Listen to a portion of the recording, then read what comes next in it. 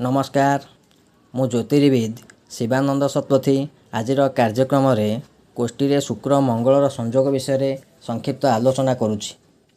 कोष्ठीर 12 गोटी गृह कौन ना कौन स्थान में शुक्र और मंगल स्थान नहीं था, किंतु शुक्र और मंगलर संजोग अधिकांश स्थान में अप्रत्याशित प्रभाव आनी थाए।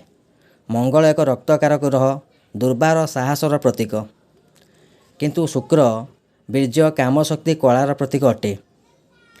यही दुईटी ग्रह जेबे जातकर केन्द्र में किंबा षष्ठ अष्टम द्वादश ग्रह संजोग हो रुहति जड़े व्यक्तिर चारित्रिक त्रुटि घटी थाए।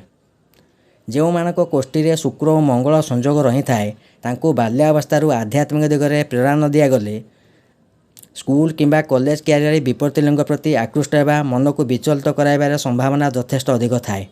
विवाह पूर्व प्रेम व्यापार निमग्न रहिबा बदनाम होगा सहित विभिन्न दिगरू समस्या बांधी हो जाए।